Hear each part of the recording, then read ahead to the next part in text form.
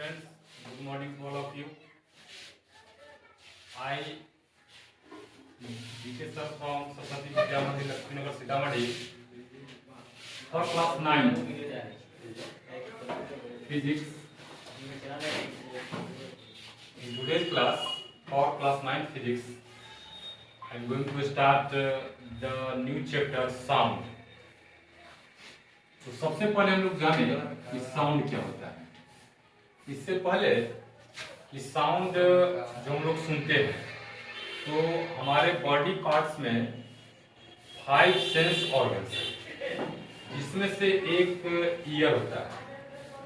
तो ईयर से ही हम लोग साउंड को सुनते हैं। तो सबसे पहले हम लोग ईयर के बारे में जाने कहीं कोई पूछते कि व्हाट इज ईयर, ईयर क्या होता है, तो हम लोग कहेंगे कि ईयर मीन्स कान। इससे कुछ नहीं कहेंगे, but this is not the scientific definition of the year. Year के बारे में हम लोग जाने कि what is year. Year is N important sense organ by which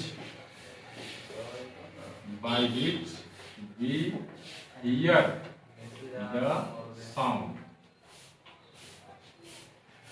हमारे बॉडी पार्ट्स में ईयर क्या हो गया कि year is an important sense organ, एक सेंस ऑर्गन है जिससे हम साउंड को सुनते हैं। ओके, अब इस साउंड को सुनते हैं कैसे, ठीक है। तो इसको सुनने के लिए क्या होता है कि हमारे कान में एक ये बाहरी भाग होता है जिसको हम लोग पिन्ना बोलते हैं। क्या बोलते हैं? पिन्ना, है ना। दो the exterior part of our ear is called pinna. ये पिन्ना क्या करता है कि साउंड को कलेक्ट करता है, साउंड को लेने का काम करता है। तो साउंड को कलेक्ट किया, फिर ये क्या करता है कि इसके इनर पार्ट को भेज देता है ना। और फिर अंत में भीतर जाने के बाद बहुत सारी क्रियाएं होती है, इसके बाद फिर हमको आवाज सुनाई पड़ती है। तो ये सब बायो का पार्ट है, फिर इसके बाद में हम लोग इस पर चर्चा करेंगे। आफ्टर दैट, अब ये साउंड जो यहाँ पे आ गया, तो साउंड कहीं ना कहीं किसी न किसी ऑब्जेक्ट में वाइब्रेशन किया होगा। Without vibration sound does not create. बिना वाइब्रेशन के साउंड क्रिएट नहीं होता है। तो साउंड प्रोड्यूस करने के लिए वाइब्रेशन जरूरी है। तो यहाँ पर कोई ऑब्जेक्ट है जिसमें क्या हो गया कि यह वाइब्रेशन हुआ, तो sound creates from vibration. We can say this type of sentence, sound creates from vibration। अब ये साउंड क्रिएट्स फ्रॉम वाइब्रेशन, ये वाइब्रेशन है उससे क्रिएट हुआ, तो कहीं ना कहीं अपना असर डालेगा, कुछ ना कुछ इफेक्ट करेगा। तो कुछ ना कुछ इफेक्ट करेगा in the sense of this. जब कोई चीज अपना इफेक्ट डालता है कहीं ना कहीं, तो उसको हम सोर्स ऑफ एनर्जी करते हैं, है ना, फॉर्म ऑफ एनर्जी करते हैं।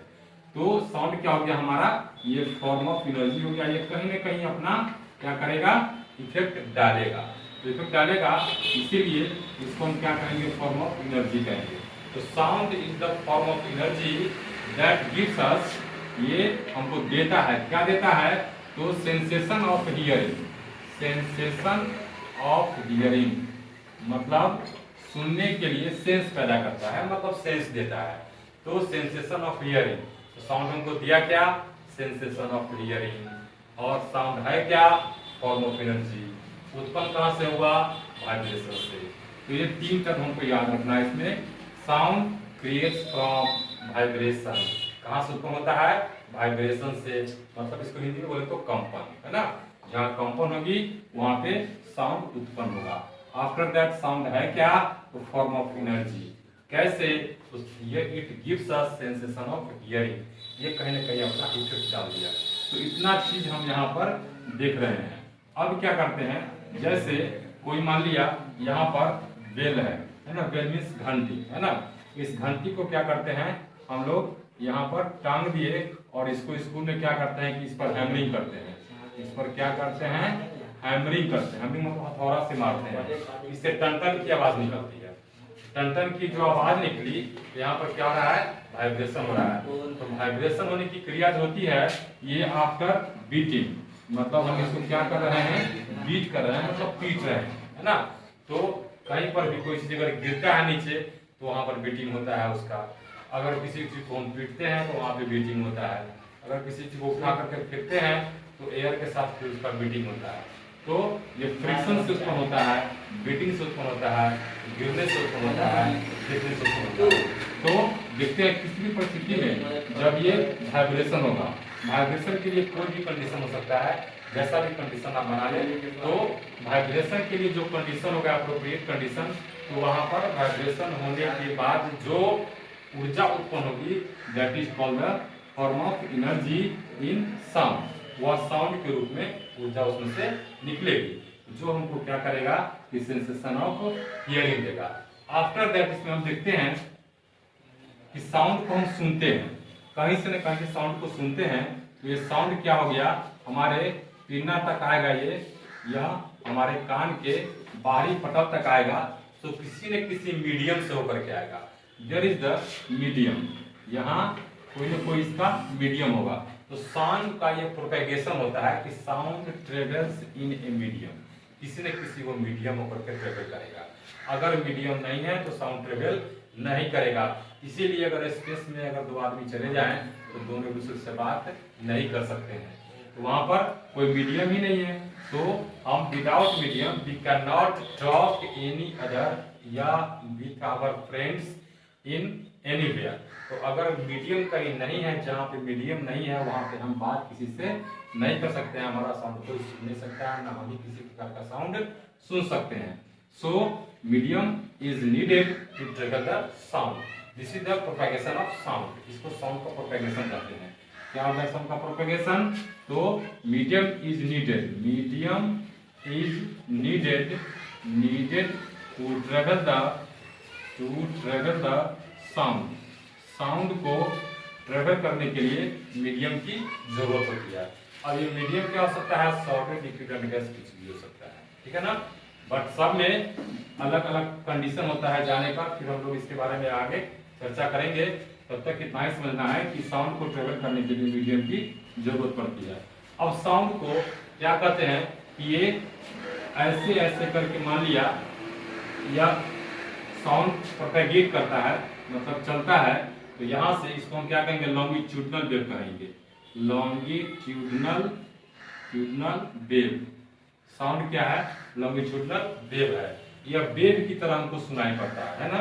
इट स्टार्ट्स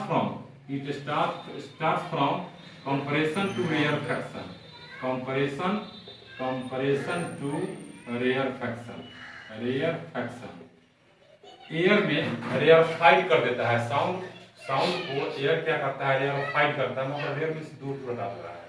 तो इसके वेव के पार्टिकल जो होते हैं, साउंड वेव के जो पार्टिकल होते हैं वो दूर हटते हैं। जैसे अगर यहाँ पर ऐसे हम ले लें तो यह बहुत पास मॉलिक्यूल्स है, ठीक है ना, यह बहुत पास का मॉलिक्यूल्स हो गया। इसके बाद अगर ये हो गया तो बहुत दूर का हो गया, फिर इसके बाद पास का मॉलिक्यूल्स हो गया बहुत क्लोजर हो गया, फिर इसके बाद दूर का मॉलिक्यूल्स हो गया, ठीक है। तो यहाँ पर जो डेंसर है इसको हम कहेंगे क्या, कंप्रेशन, और जो डेंसर नहीं है, जो अलग अलग है, दूर है, उसको हम क्या कहेंगे, रेयरफैक्शन कहेंगे। तो कंप्रेशन और रेयरफैक्शन के बारे में आप लोग थोड़ा सा एनसीईआरटी की बुक में ऐसा बुक में पढ़ लीजिएगा, फिर इसको हम लोग अगले क्लास में क्लियर करते हैं। बट यहाँ पर जब हमको जानना था कि साउंड क्या होता है, तो sound is the form of energy that creates from vibration. इतना तो समझ गए। आफ्टर दैट यह हमको देता क्या है, तो सेंसेशन ऑफ हियरिंग, यह हमको सुनने की, मतलब सुनने का सेंस देता है। यह किस पार्ट से संबंधित है, तो मेनली ये पार्ट को, जो पार्ट हमारा इसको कैरी करता है उस पार्ट का नाम है ईयर। एंड ईयर, कोई अगर आपसे पूछे कि व्हाट इज ईयर, तो ये नहीं बताना है कि ईयर मींस कान होता है। That is not the scientific definition of the ear. Here I wrote, ear is an important sense organ by which we hear the sound. ये हमारा क्या है कि एक सेंस ऑर्गन है जिसके द्वारा हम साउंड को सुनते हैं, that is called our ear. After that compression and rarefaction. Compression मतलब डेंसर, ये denser molecules of their particles, denser molecules of their particles and rare molecules of their particles, rarefaction. Denser को कहेंगे compression, दूर वाले को कहेंगे rarefaction. Sound क्या है, एक लॉन्गिट्यूडनल वेव है ना, इसको हम वेव के रूप में देते हैं। साउंड को ट्रेवल करने के लिए मीडियम की जरूरत पड़ती है। Medium is needed to travel the sound, without medium sound can not travel anywhere any time. Okay, अब इतना टर्म को आप लोग समझ लेंगे, जान लेंगे। इसमें किसी प्रकार की अगर दिक्कत होगी तो you can comment me, my WhatsApp number 9430289526। Otherwise अगर आप इसको समझ गए होंगे, अच्छा लगा हुआ टॉपिक, तो you will be subscribe, like and share it. Thank you and have a nice day. फिर हम लोग अगली क्लास में मिलते हैं।